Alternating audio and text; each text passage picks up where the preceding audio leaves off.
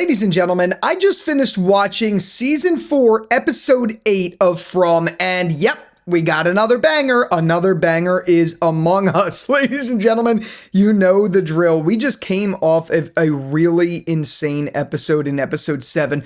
This one actually being my favorite episode to this point of the season. I fucking loved Episode 7. And not to say, before we get into it, not to say Episode 8 was bad, but Episode 7 right now is my highlight of the show so far. I absolutely loved it.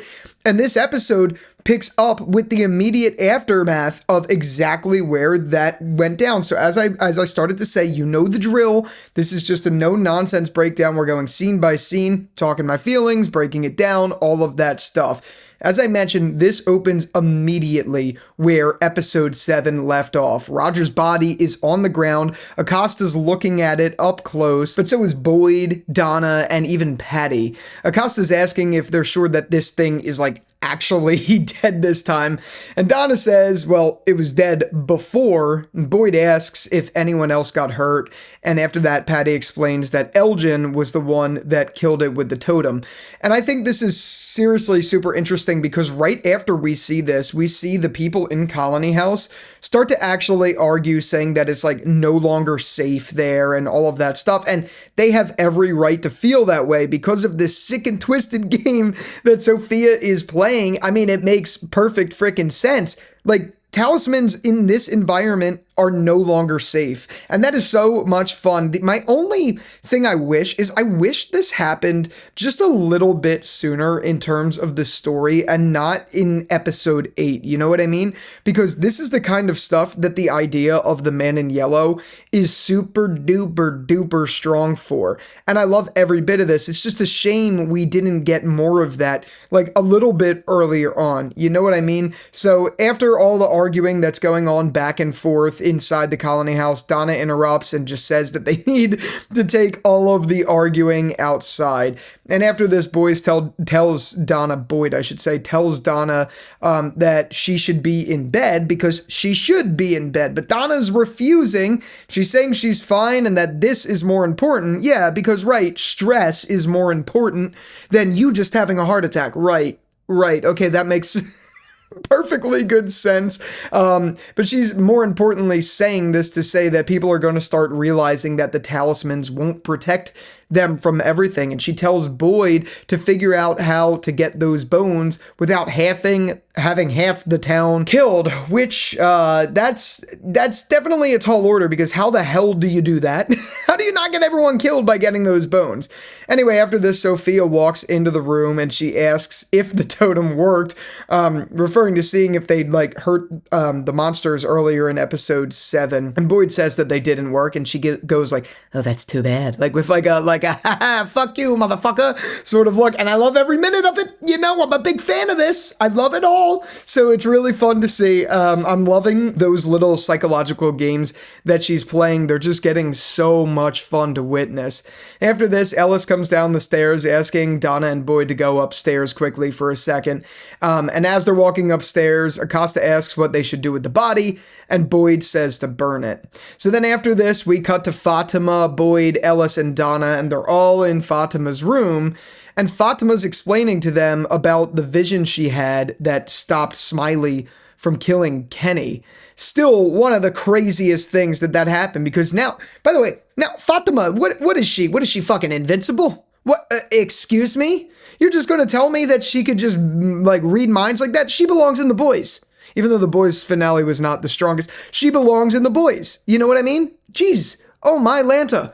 Anyway, after this, she explains that it was that she was there and seeing everything through Smiley's eyes. And Boyd seems like he doesn't exactly believe her, asking if she thinks she's really the reason that the thing didn't kill Kenny.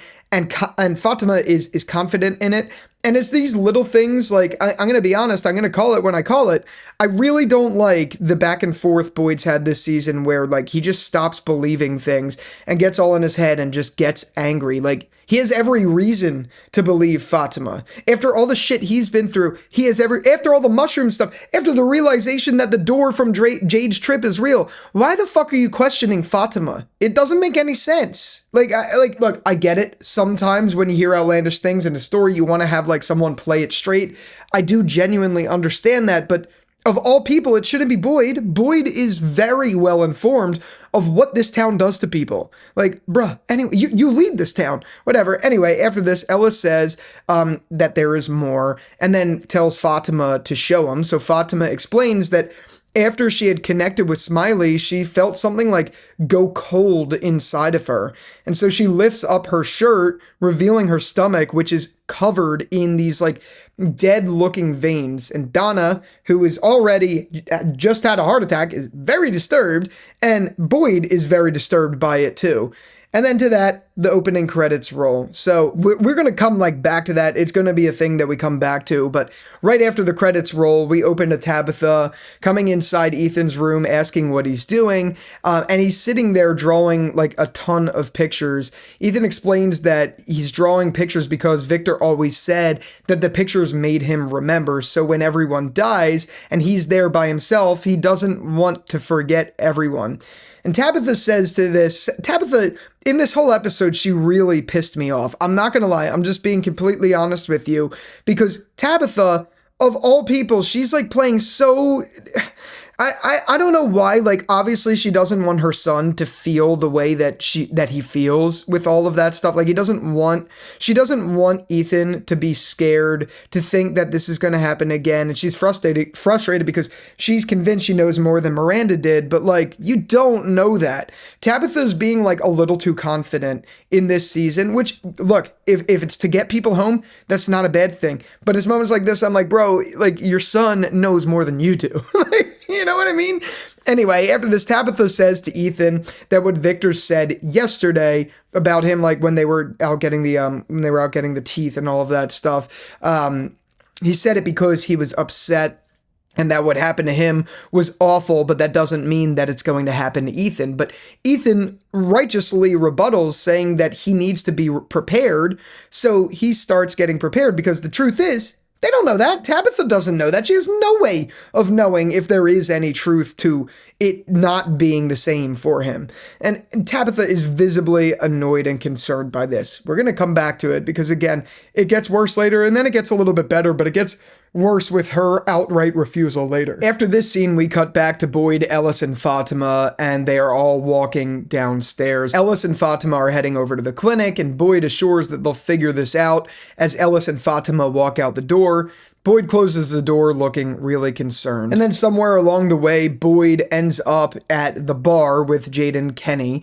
And it's now revealed that Jade has seemed to have finished the map that he was working on. And Boyd has no idea what he's looking at because it looks so crazy. It's a table filled with like bowls and mixing bowls and things like that. And it just looks all over the place. But Jade explains that it's like a 3D model of sorts of the tunnel.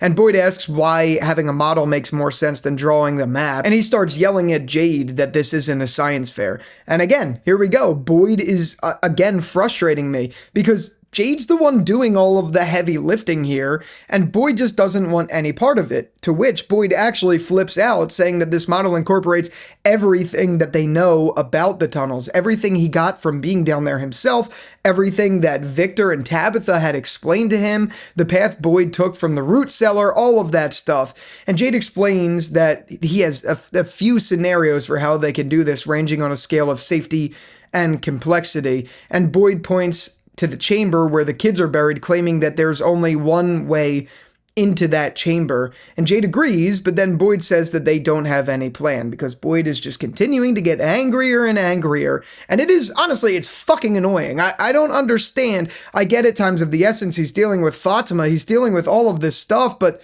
You're having someone conduct these plans, and you're just getting angry at it. I don't understand that. Why even show that? Boyd is supposed to be the leader. I get this is a show where he's falling apart, and this season he's broken more and more. And to that point, Kenny interjects saying that he hadn't had the chance to explain. Speaking to Jade, he hadn't had the chance to explain. But then Boyd interrupts even further, saying that when he was in the army, they called something like what they're doing right now a shooting gallery. Because once the enemy is inside, we are a fish in a barrel, is basically what he explains. And even if they get past those things without waking them up, then when they go into the chamber and we dig up those bones, what happens when they wake up while they're down there? What happens when they block the only exit out of the chamber?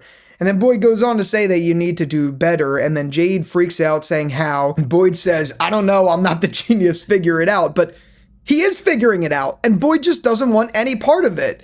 So Jade then goes and says, how about I just build us a hot air balloon and get us the hell out of here? And Boyd is like, that'd be great. I love that. I love little moments like that, but it is seriously frustrating just watching. And I know that's the whole point of it. That's the whole point of what frustrates Jade and Kenny too. But it is, as a viewer, extremely frustrating to see Boyd just not believing, not having faith in the people there. It doesn't make sense, and it feels almost uncharacteristic to the Boyd that we know. So that's something that I'm honestly not too fond of. But anyway, after this, Boyd leaves the bar, and Kenny follows him after saying that he didn't even listen to what Jade had to say, and Boyd explains that he didn't need to because you never go into a hostile space without a secondary exit plan, period. And again, to this point where I keep going, I understand that. That makes sense. But at least hear Jade out a little bit before you just outright say no and come to that. Like, you know, I've been with my fiance for like 7 years now. I know when communication things, you know what I mean? Like, if you're in a relationship, you know what I'm talking about. Communication falls apart if you don't let the other person talk, and then it blows up and it becomes more of a fight. This is what Boyd is doing. He's being toxic here. Anyway, I'm off my soap opera bullshit about my personal life, but I just had to share that because it's just genuinely true. After this, Kenny asks Boyd what they do. Then in that case, considering they already told people that finding those bones could be the key to getting everyone home, and Boyd suggests that maybe they go on like a scouting mission and taking like 1 or 2 people down into the tunnels to see if there's a crack or crevice in that chamber that somehow they missed. Another point, I think it's funny how they're saying somehow they missed. They're only going off of a few instances down there. The fact that Jade mapped this out, I don't even believe. Like, I'm worried about that. How does Jade know for sure that this is the real map layout other than him sitting and doing the whole namaste routine and all of that shit? You mean to tell me that he actually knows? I don't believe that. I think that might actually fuck with the people later. Like, that is my speculation, is how on earth does Jade truly know this, even from Tabitha and Victor's stories, even from Boyd in the root cellar, all of that. How do they really know? You know what I mean? I know it's probably when you're down there, you're traumatized, it's scared, blah, blah, blah, but still, how do you really know? Anyway, after that, Kenny asks what happens if there isn't in the form of like any other cracks or crevices, and Boyd says that he doesn't know, but if they do this, that they have to do it right. And as Boyd is talking, he hears a gunshot behind him, which jump scared the ever-living fuck out of me with AirPods on when I watched this episode. And then Boyd turns around to where the gunshot came from and is confused. And he then says to Kenny that he has to go to the clinic to meet up with Ellis there and Fatima and all of that stuff. Kenny asks if Fatima's okay, and Boyd says he doesn't know. And then afterwards, after this scene, we see Henry walking into the diner, and he starts talking to Vodka, and he asks what's going on in the corner of the diner where everyone is like scouting and looking for all the pictures and stuff. And that's exactly what Vodka explains, that they're on a search team to go through everything in storage.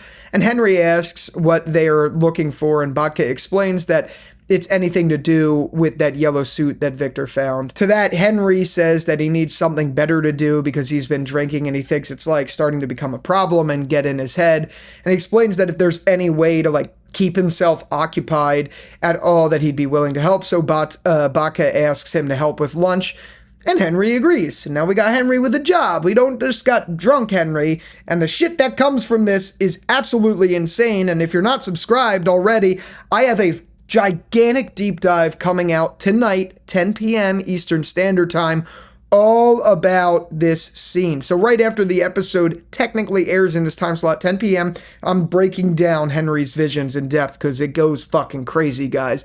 But as he does, a song comes on the radio, and it's the song Blue that came on in the car in season 3 in the real world when him and Tabitha were driving right before the accident. And in the flashback, he explains that Blue was Miranda's favorite song. We will come back to this because, man, it is these flashbacks are some of my favorite things that From has ever done. Ever. I absolutely love it, and I know that it is a trick in Henry's head, and that's tragic and all, but it is so awesome. I'm loving every bit of seeing normal Victor. We're gonna come back to it. After this, we cut to people in the colony house, and they're outside burning the body of Roger, and in the distance you could see Sophia and Patty, and they're looking at it, and Patty tells Sophia that it never used to be like this. It was always scary, but this is on a totally different level. And she says that she really hopes Boyd is right about getting those bones. And Sophia, which I found really interesting, Sophia says back to that "me too" in what seems to be like a genuine way. And then after she says it, she looks off and she sees Tabitha and Ethan coming into Colony House. Sophia's staring at them and then waves at them, giving like this concerning grin afterwards, which also has me extremely worried. I'm not gonna lie, because why are you looking at them like this? I understand later in the episode we come to kind of why the man in yellow talks to Tabitha. We will get there for sure, but I find it interesting those like little grins that she makes. After this, we cut to Victor in his room. He's drawing, and then Ethan and Tabitha, who were previously downstairs in the last scene, knock on the door, and they tell Tabitha, tells Victor to tell Ethan that it's not true, that he'll be the last alive. And Victor says he can't do that because he can't. Obviously he can't. Tabitha tells Victor that he doesn't understand and that it's scaring Ethan. And Ethan interrupts, asking Victor to teach him how to survive when he's alone. Tabitha gets more upset about this, insisting he won't be here alone. But Ethan tells Tabitha that she doesn't know that, which is 100% true. Ethan thinks that what happened yesterday was true and that Miranda was here with him and Eloise, and now she's here with him and Julie. It makes perfect sense, but Tabitha gets even more mad about this, saying that doesn't mean anything, and Ethan says that it might, and it won't be as scary if he knows what to do, just in case. I actually love this storyline. I find it very interesting, and to which also Victor agrees that he says it's a good idea, so Tabitha's like, okay, like her shrug is hilarious, and she like reluctantly agrees to it. Afterwards, we cut to Mariel and Christie, and they're giving Fatima an ultrasound, and Christie isn't seeing anything like any internal damage or anything like that. To which Ellis brings up a good point, saying that she didn't see the baby either, and Christie agrees, not in an argumentative way, saying, Ellis, yeah, you're right.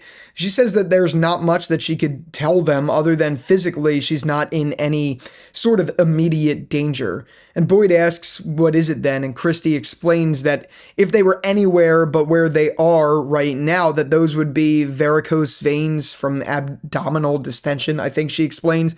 But they're here in Fromville, so she doesn't know what it means. And Fatima, looking at Boyd, says that those things, they used to be human. When you did the autopsy, you said all the organs inside were human. She asks Boyd if it's possible that she's turning into one of them, and Ellis right away interjects in this, telling her that this isn't possible, making Boyd tell her that's not how this is going.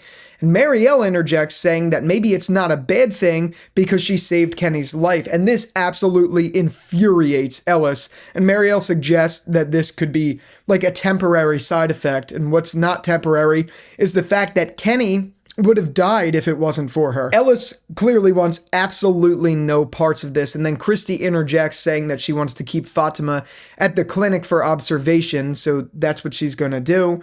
And that is such an interesting theory and an interesting premise. And mind you guys, this is all I've seen up to at this point. I haven't been sent anything past this. So me curious about this right now, I'm like, does this mean we are going to see Fatima slowly turn into one of those? Is that how this goes? Like, I know this is a different sort of thing where she birthed Smiley, right? But Is this how they became these monsters? Slowly over time, they like transformed and it was like underneath them, like those veins, that distension sort of thing, whatever that Christie was saying. What if like these veins that she has, what if those things actually create the monster underneath the skin of the face of Fatima, and then she'll only realize it like when I don't know, when the freaking full moon is out, you know what I mean? Like, I don't know how this transition is going to be, but just my personal theory and hunch is that that is exactly what we're seeing. Like, I don't know how else to that's just my hunch. Like, how else? This doesn't make any sense otherwise to me. But anyway, after this, we cut to Jade and he's still in the bar with Kenny trying to figure out the whole entry issue, but he's adamant that there's only one entrance, and Kenny keeps trying to help, but Jade respectfully tells him that it's not helping him think, and Kenny gets annoyed about this and goes to walk out, but Jade stops Kenny and tells him that Kenny has to explain to Boyd that this might be the kind of plan where they knowingly go in and some people die, as awful as this sound. Kenny doesn't like this at all, but Jade thinks it's the only way, and he says that there is a reason that no one has ever gotten out of here, and maybe the reason is no one has been willing to make those hard decisions before. Kenny walks up to Jade's face and puts him on the spot, saying like, let me guess, you're going to be the one going down into those tunnels and making those hard decisions. And Jade obviously is hesitant to that, and Kenny acknowledges this and walks out, and it causes Jade to start throwing everything and destroying the replica. But I think Jade is genuinely onto something here. I think we know for a fact in some capacity Jade is onto something, because in the end of the episode, the man in yellow confirms that they're onto something, but you don't know if that's good or bad. But all in all, Jade is right to say maybe the reason no one else has gotten out of this place is because they weren't willing to do those risks and make those extremely hard, uncomfortable decisions. I think that's absolutely valid, and that's why Jade is considered the genius. He has to make those choices, even if he comes across the bad guy. And maybe that's the reason past versions of Jade have died, because Jade is the one trying the hardest to get everyone home, but that comes across as bad to some people. You know what I mean? I don't know. That's just a Jerry theory, a film theory. Okay, stupid stuff. I don't know why I keep doing that. Anyway, whatever. After this, Boyd is leaning on the ambulance outside of the clinic, and Christie comes outside and starts talking to Boyd, and she asks what he's still doing out there, and he says that he's standing out there to try to work up the courage to tell Christie the truth, and he lied to her the other day about not seeing things, and he explains to Christie that it's actually happening way more frequently now, seeing things, hearing things. I don't know I can't remember if he mentioned the tremors, but like all of that stuff. And he essentially says that he can't lead this place if he can't trust his own head. And Christie asks if they're all connected to the tremors. Oh, yes. Okay. Right. Yes, he does. Now that it's coming back to me. And Boyd explains to that it's all connected to Abby and it's not directly to the tremors. And the things that he's seeing and hearing, they're directly connected. He explains basically to Christie that when he went to her grave, that her hand came out of the soil and grabbed him, and he assured Christie that this is different than the tremors and all of the Parkinson's stuff that he has going on. And he's asking her why this is happening now as they're getting so close. And Boyd says that he needs to keep it together just like a little bit longer. So he asks for a pill or something, like something to put a band-aid on it to fix it temporarily. And Christie says that there's nothing she can do because it's not medical at all. And then afterwards, we cut to Sophia, who goes into the post office, sheriff's station, whatever you want to call it, asking for Boyd.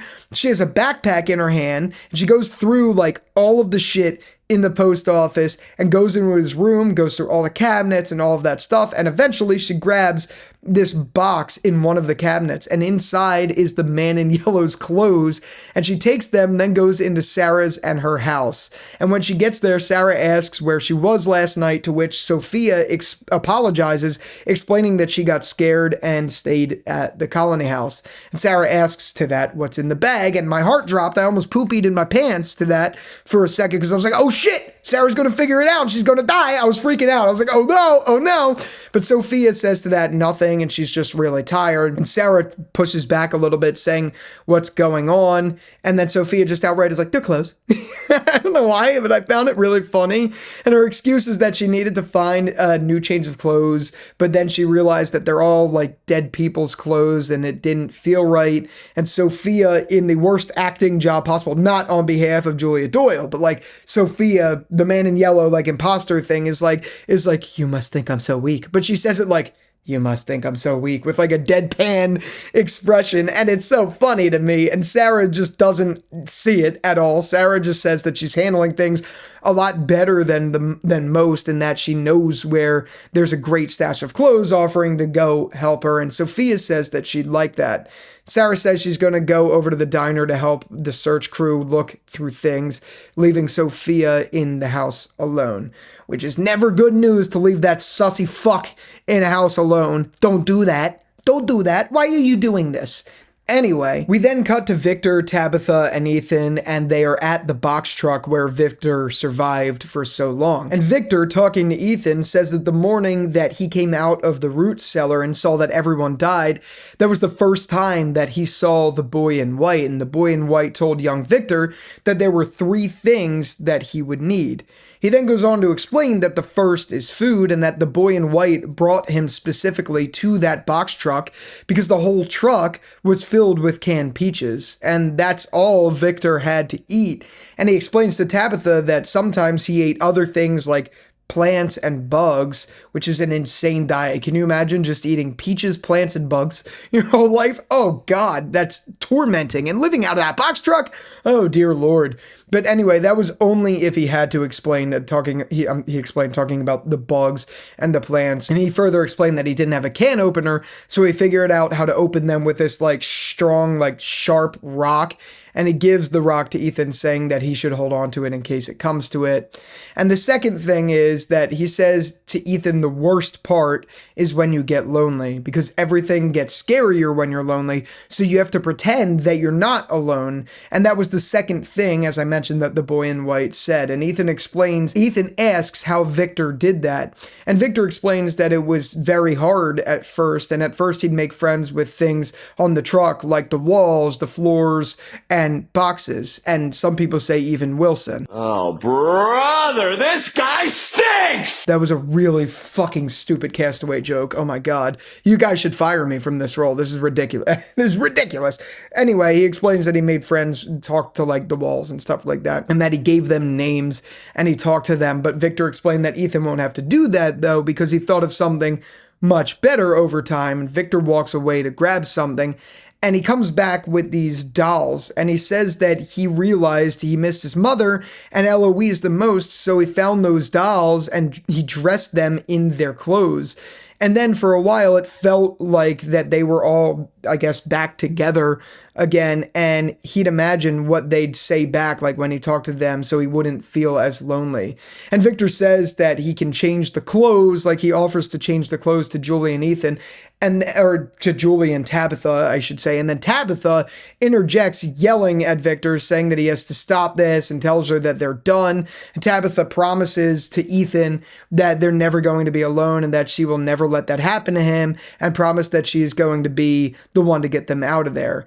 And Victor says, which I love, Victor says, that's what my mom thought too. And again, we're going to come back to it, just there's more to this and it gets better later. But in this moment, it's still extremely frustrating to me to watch Tabitha just be so ignorant to something that is true. Yes, I understand that she is scared that Ethan would be in that predicament. She's scared that she's going to die. She's scared that Julie's going to die. You know what I mean? She has a lot of reasons to feel emotions, but like, you know more than anyone exactly that Miranda died doing what she's doing.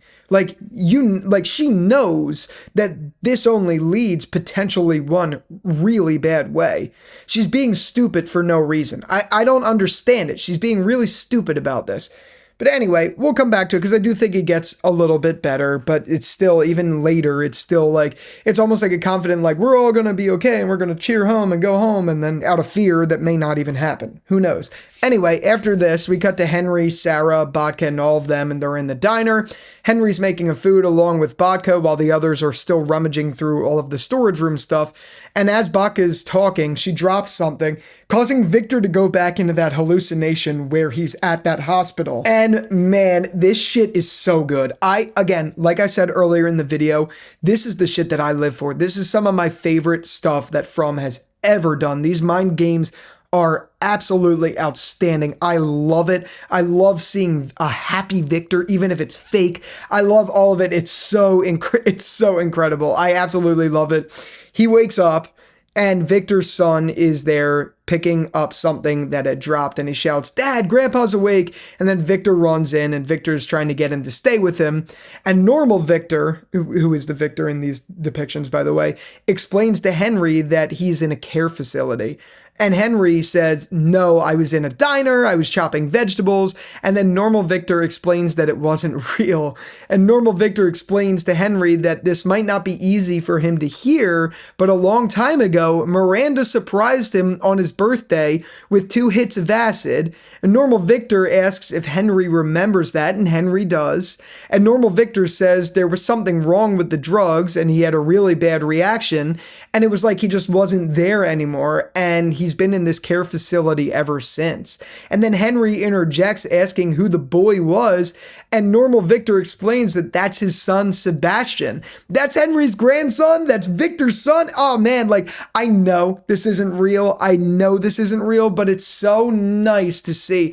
And honestly, this like genuinely feels almost like a Lost callback in a way. We're getting these, I know they're not flashbacks, and I know they're not like actual lore and all of that stuff, but like it's really cool to see these moments out of the environment we see these characters, and seeing what could be a character in Victor be normal. But Scott McCord's acting is just, it's awesome, man. It's so fucking good. I loved this. I loved this so much. And anyway, after this, normal Victor says that he has to stay with them, and that he had just spoke with Eloise, and Eloise is getting on a plane and flying to see them right now. So in this version, Eloise is still alive, and that to me further confirms that if they're dropping Eloise in this, and that I'm sure we're going to be seeing this in these next 2 episodes, 9 and 10. I am sure of that because, again, I haven't seen them. I haven't been sent them or anything like that at this point that I'm recording this, but you can't leave us with this Eloise drop and not expand upon that. No fucking way in hell.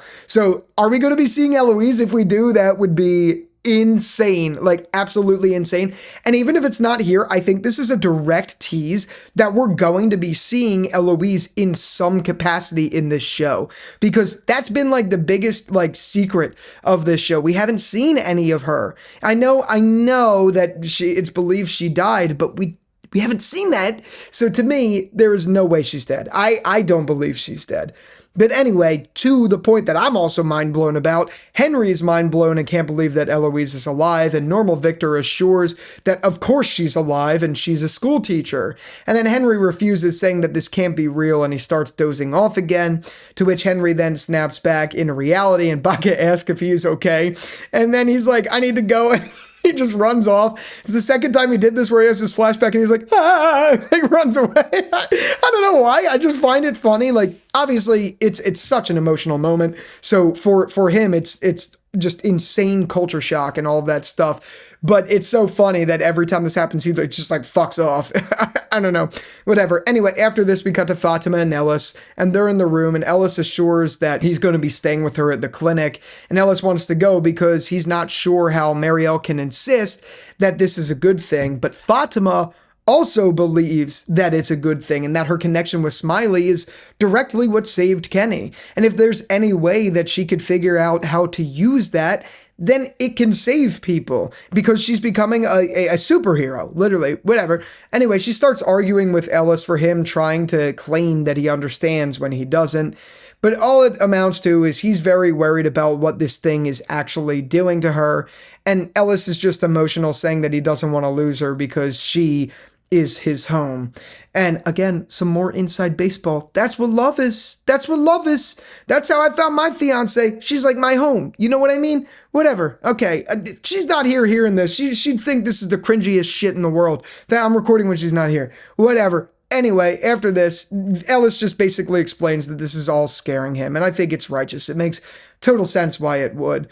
But Fatima says that he's afraid of something that may already be happening, and if it is happening, she needs to be able to take whatever good she can from that. And I completely agree with Fatima, and I agree with Mariel. Even though Christie doesn't agree with Mariel, which we're getting into now, because Mariel and Christie are in the clinic, and Christie wants to talk, and she thinks what she said to Fatima was like way out of line, and Mariel is shocked by that.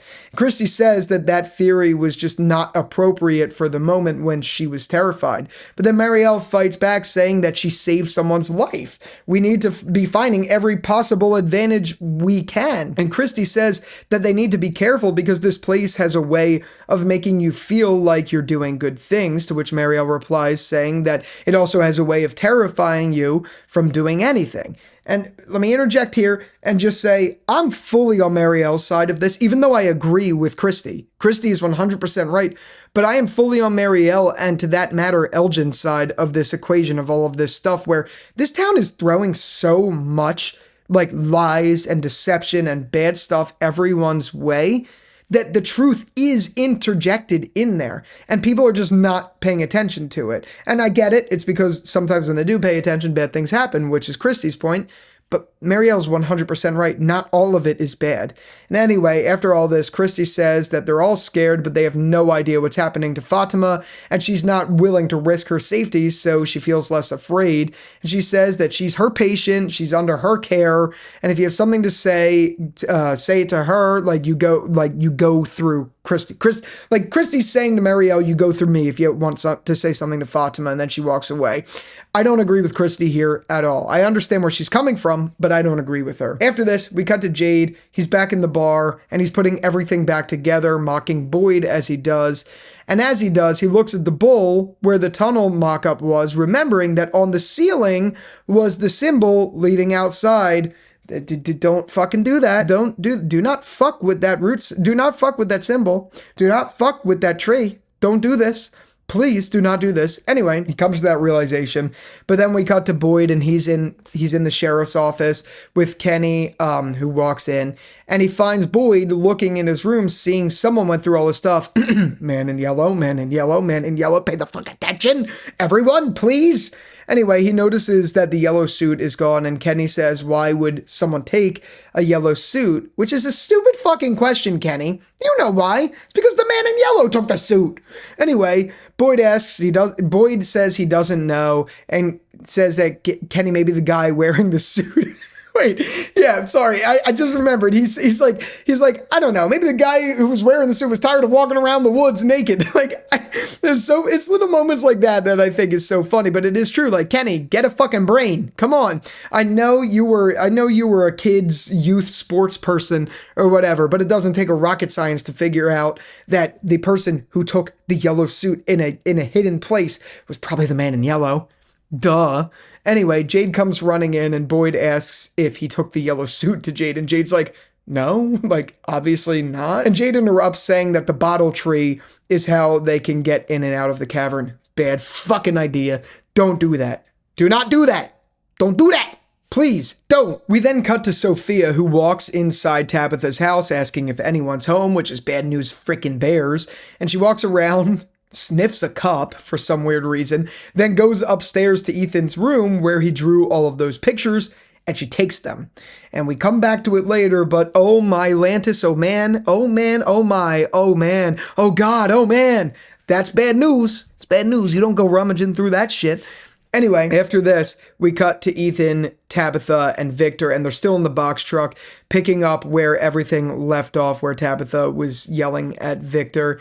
And she's asking Ethan to leave, and Ethan says that they can't. And Tabitha's trying everything she can to get Ethan to leave, saying that Boyd and Jane are working on a plan right now to get everyone home. And Ethan righteously again says, what if it doesn't? Miranda thought she was going to get everyone home, and then everyone died. Everyone died! How do you know the same thing won't happen again?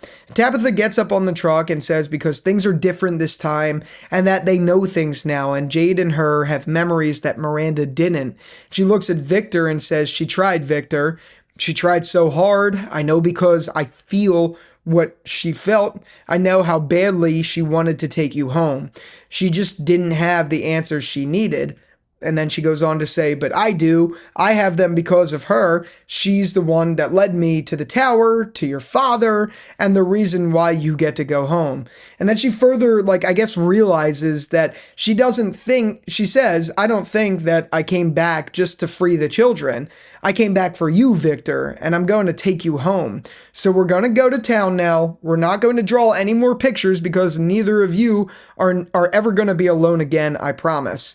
And then after this, Victor, who is holding her hand at this point in time, is now crying and agrees to head back. And as much as I don't like Tabitha in this scene, like I'm really, I like, not that I don't like Tabitha, I love Tabitha's character, but I really don't like what Tabitha did here. She's being way too confident. Just because she has more memories than Miranda did and knows more than Miranda did, doesn't mean she's not going to get anyone killed. You know what I mean? Like, or it doesn't mean that she's gonna like leave, get everyone to leave, you know what I mean? Regardless of that, I absolutely loved this moment between the three of them. I love that Victor is now essentially the son of Tabitha. I love that Victor is now brothers with Ethan. It's such a beautiful small story that, not small I guess, but it's such a beautiful story intertwined with this that I'm such a fan of it. I absolutely love it. After this, we cut to Jade, Kenny, and Boyd, and they go to the bottle tree, and in bringing them there, Jade mentions that for a long time, he was thinking about what entrances are already there and not what entrances used to be there. And he explains that there were holes in the ceiling, and those roots, they formed the symbol, and he tells Boyd that Victor once told him that the roots became the tree, pointing to the bottle tree, and referencing that it's this tree. Don't fucking do this. Don't do this. Anyway, to that, Boyd looks super concerned, because he always does, and Jade insists that they're standing directly above the cavern where the bones are buried, and that the bottle tree essentially sits right above it. The plan is essentially to pull the tree out by its roots. Jade's trying to make a plan by saying that the road isn't far from the clearing where this tree is, and that they'll essentially use a truck to pull the tree out by its roots to make an entrance. And again, as I mentioned, I just gotta say, this is a terrible fucking idea. Like, Jade could be smart and have some answers, Tabitha could be smart and have some answers, but cutting down that tree, I'm pretty sure that's the key to getting home. I'm editing this video right now, and I just realized what I said is kind of wrong. What I meant to say is, like, that the tree itself is the key to getting home, not them knocking it down. Like, they shouldn't knock it down. The tree itself is the thing that will get people home, and if they knock that down, they can't do it. That's what I meant. Okay, back to the video. Like, it's gotta be. And we do know for a fact that it's been so sacred to the boy in white. And I do genuinely believe the boy in white is good. So for me, this is bad fucking news. Do not do this. Anyway, Jade's plan is essentially to get a team down there, and once they're there, they'll block the entrance with something and put like a talisman up on the entrance of the chamber itself. And while they dig the bones, another team will be pulling up the tree. And then once the bones are dug up, the tree, in theory, would be pulled out, the bones dug up, and then they lift everyone to safety and are home by sunset. Kenny thinks this could work, and Boyd says what happens when the first group gets down there and then doesn't come out, running those, like, through all those risk scenarios. But Jade's confident that nothing will go wrong, and Boyd is trying to, like, sober his thoughts, saying, you know that for sure, like, what's plan B when the tree doesn't come down, and we have 5 or 6 people down there barricaded in a death trap with no place left to go. And Jade says he has no plan B. Jade, like, freaks out, saying that he's asking for a solution to an impossible problem, and he says that he's serving it to you on a goddamn platter, and now you're asking for a plan B. And Boyd says, let me make this as clear as I possibly can. I'm not sending people down into those tunnels with nothing but a hope and a prayer that will pull a magic tree out by the roots. Landscaping is not a plan. And Jade angrily says, fuck you, back to Boyd for this. And Boyd walks away, and as he does, Kenny goes looking for him. We'll cut to what happens there in a minute, but I just gotta say here, I think the biggest plot hole of everything they're doing with this whole thing, and I'm sure it's because they're saving it, I'm sure they'll explain it, I hope they'll explain it, but the biggest plot hole to me is what happens when you pull the bones out. What do you just all vanish? Like, what does it do? You pull the bones out, and then what? I feel like the bones part is just one part of the equation. Actually, as a matter of fact, I think by the way the man in yellow explains later that they're on the verge of something brand new that they've never done before, I do think for certain that this is the right step in some regard, but like they don't have any fucking plan for what they do after. For all they know, afterwards, spiders could come out. Like, you know how the whole thing is like spiders, there's been a lot of spiders. For all you know, like, let's say the man in yellow isn't like the main guy. Like, maybe the spiders are the main guy. You know what I mean? Like, maybe if you release the bones, something else big comes. That's what I'm worried about. I don't like the sound of doing this. I don't like this at all. But anyway, back to where I was saying, Boyd walked away after Jade said fuck you to him, and Kenny goes looking for him, but you could tell like something is off. And as Boyd finally gets a chance to look at him, Kenny gets shot and slouches over, and it's a crazy hallucination where Kenny dies in Boyd's arms, and he looks over and it's not just Kenny who's dead, it's Jade, Tabitha, Donna, and then he sees them most prevalently. And then afterwards, it cuts over where you could see Ellis is dead on the ground too, and Abby's perched over on top of him, and Boyd calls to her, and when she turns around, she starts bleeding out of her mouth, and then he snaps out of it and screams, "What the fuck do you want from me?" Crazy sequence, kind of reminded me of Rick Grimes' last episode in episode 5, season 9 of The Walking Dead. Jesus, that whole sequence, it was kind of disturbing. I'm not going to lie. Just the way, I don't know why, like, that stuff doesn't usually bother me. I'm not really afraid of gore, but just the way, I don't know, it looked real. I don't know, whatever. Anyway, after this, Henry walks to Miranda and Eloise's grave, and he starts looking and panics in confusion as he's, like, looking at theirs. And he goes on a whole monologue about how it doesn't make much sense for him to be there right now. And he's talking to Miranda, saying that you were always the spiritual one. And he continues basically saying, like, these things that I'm seeing, could they be real? Did I really have it wrong this whole time? And he's like, he's basically confessing to her that he's not sure if he really did have a bad acid trip and isn't sure, and that everything is so nice in the place he's seen Victor wearing a shirt and tie. They have a grandson who has his eyes, and Eloise is coming on a plane. Like, all of that stuff, it's really, honestly, it's tragic to see, because again, this is my prediction. This is like, just again, genuine speculation, because I haven't seen past this, but my concern is this is being set up to put Henry in a position to do something bad. We know that because they mention eliminating Anchor later in this episode, which we're going to talk about, and we're going to deep dive in it tonight. But like, this is such a tragic story, because Henry is so pure. He came in for his son, and now he is being tormented to the point where I genuinely think this is going to get him killed. Like, I'm really, really worried about Henry now, because if he continues having these hallucinations the way he is because of Sophia putting the blood in the drink, if that is going to continue, it's only going to get worse, and it's only going to get to the point where he's either disillusioned and goes mentally crazy, or it leads him to do what they're saying later in this when we cut to the flashback, which is to eliminate the Anchor, and tries to kill someone. And in doing so, he might end up in the box, or he might end up getting killed. I'm very worried about that, and it would be so tragic, and it would be horrible for Victor to see. I'm very worried. But anyway, just to cut back to the breakdown, he then goes on to basically say, could he be really lost all this way, or did he come all this way so that he could finally come home? And then as he's continuing to monologue, he then hears the hospital music and beeping, and he's brought back to his hallucination.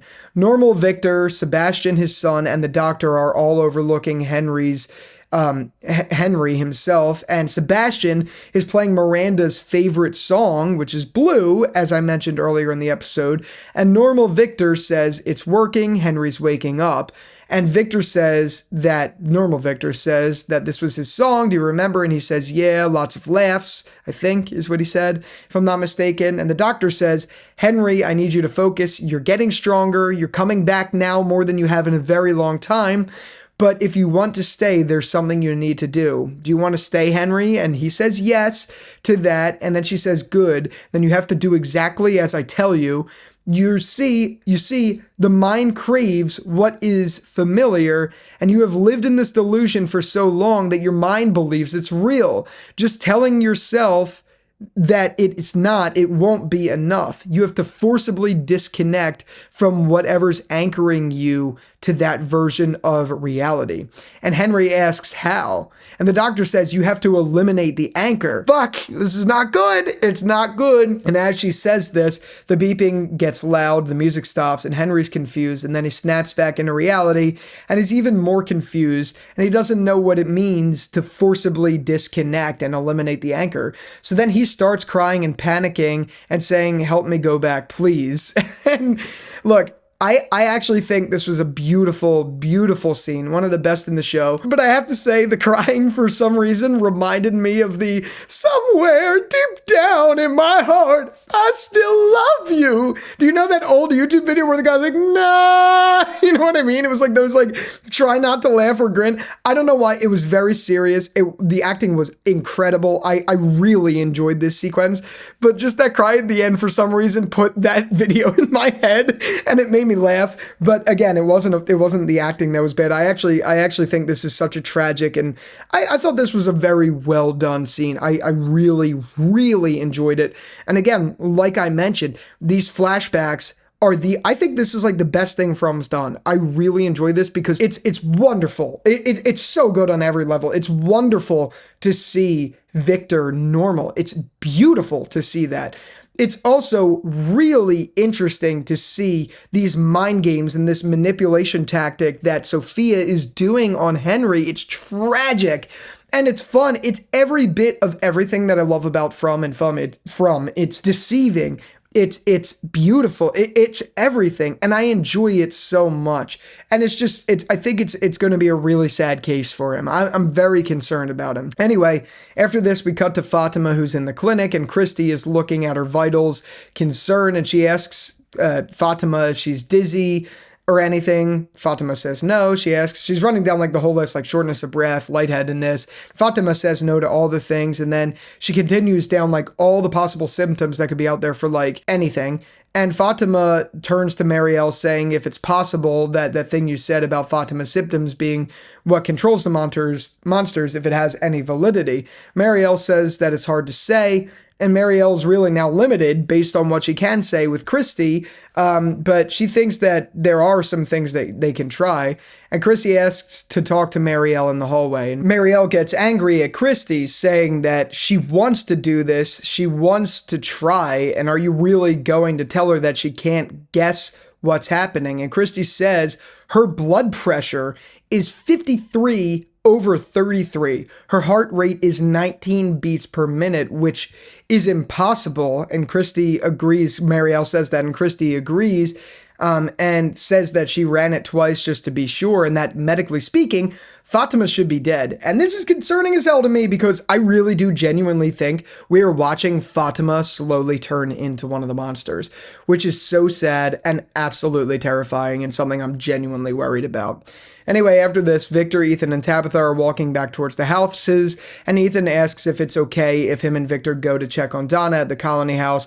Tabitha allows it, saying that she'll meet him there. So Tabitha then goes inside, and as soon as she opens the door, like instantaneously, the phone rings, and she picks it up, and it's Thomas. And Julie asks, what do you want? And Thomas, it's obviously the man in yellow, says, come to the RV or I'll hurt Julie and Ethan. And she hangs up. Oh, man. Oh, it's so good. We're going to get to it in a minute. But then Boyd, it's in this next scene, Boyd is walking back to the post office. And as he does, the ghost of Father Kotry is sitting on the ledge right by the door. And Boyd flips out. And Father Kotry is talking about how whatever plan Jade comes up with is never going to be good enough. And Boyd just says, he's like, I'm not fucking talking to you. So he goes inside and Father Kotry's in there too. And then when Father Kotry starts talking, Boyd flips out, which I found so hilarious. And he's like, if you've got something to tell me, then fucking tell me. And Father Kotry says that you just need to get over it. And Boyd gets angry, saying, excuse me. And then he further elaborates that you need to get over the fact that you killed your wife. And he continues that you need to accept what you did because it was the only choice you had. And he says nothing you did that morning could have saved her. Boyd then walks into his room, and Father Kotry follows him in and says that he needs to accept the fact that no matter how good of a plan you have, you need to accept that you're probably going to be losing people in that tunnel, essentially alluding to being the same thing that him having to kill Abby was. and he tells Boyd that he's not in peacetime anymore. Father Kotry then says, this is it. This is where you make your stand. It's about saving as many people as you can, and not everyone. And Father Kotry's whole debate is that once you go down there and dig up those bones, it's very probable that they're going to lose some people, but that they're going to save a lot more, which I think it's a very valid argument and one he needs to understand. So at the end of it, Father Kotry says, suck it up, make a choice, and live with it. Then he disappears, and Boyd starts flipping out angrily once he does. But anyway, this is the big final scene in the episode. I loved this scene because we got Douglas Hughes back again as the Man in Yellow. I love this character. I love this character so much. And I'm like, again, this goes back to the debate we've had so many times. As much as I love Sophia, Douglas Hughes just steals every scene he's in. And not that Julia Doyle doesn't, but that figure, the Man in Yellow in that yellow suit with even the shrug, the way he's like this later in the episode, like, and he gives that shrug. I love this depiction. It's so fun to follow. I really, really enjoy it. So we cut to Tabitha, and she heads to the RV, and when she gets there, she's looking at the roof side of the RV. It's, you know, how it's on its side, and the roof is like the wall side. And she sees that someone or something put all the pictures that Ethan drew up on it. And as she's looking at it, the camera pans over and the Man in Yellow is right behind her. The Man in Yellow says, thanks for coming. I'm not sure you would. You know who I am? And then he like goes on and he's like, oh, you haven't remembered that part yet, which is so interesting. And he says, you know, your husband died right where you're standing. Jim was so brave. I really liked him. I love the way he says that for some reason. And he's like, I kept one of his teeth, you know. Like, okay, what does that mean? Why? Why'd you keep one of his teeth? Like, why'd you do that? Please, I want to know. Please tell me. Tabitha says, did you bring me here to kill me? And the Man in Yellow is like, kill you? Heavens no. I just thought it was really funny.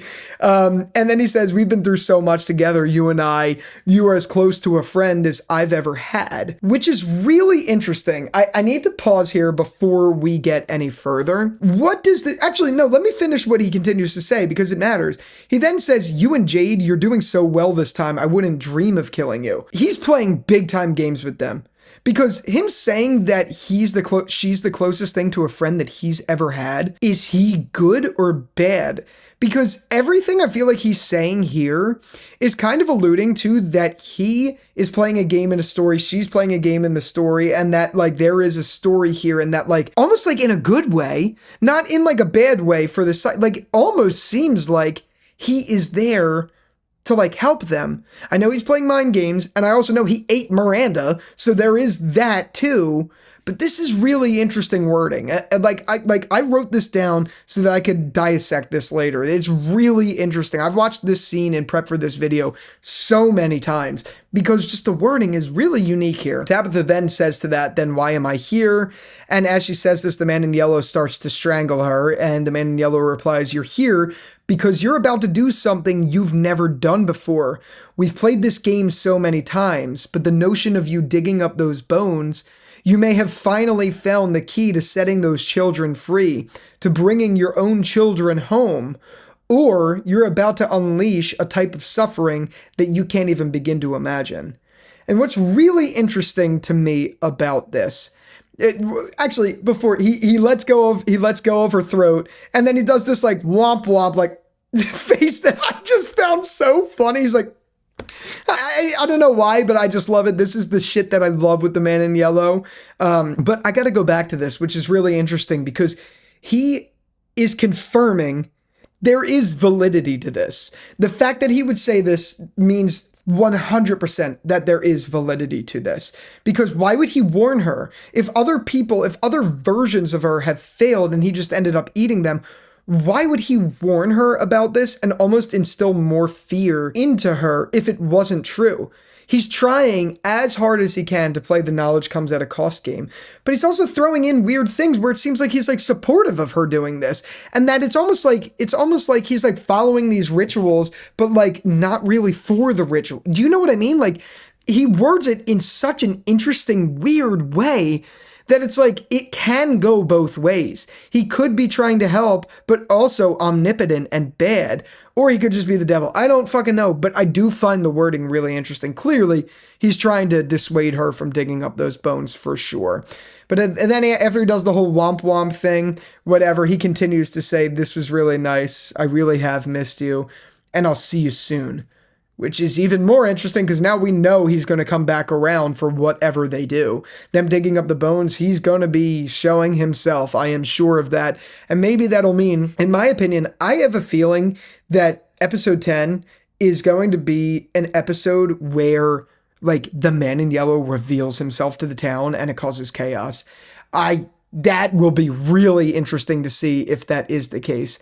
But anyway, the episode ends as Tabitha drags herself to the ground and says, oh my God. Whew.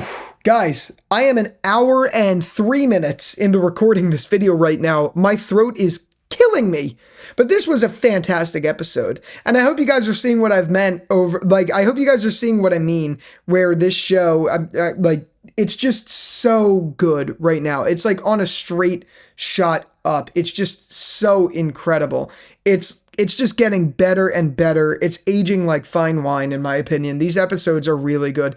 Yes, I personally liked episode 7 a little bit more than this episode because I think there was a couple big standouts, whereas episode 7 was just insane balls to the wall. But this was a fucking awesome episode too. And this ending was great. And I think it's going to set up an insane 9 and 10. I really do. I'm so excited.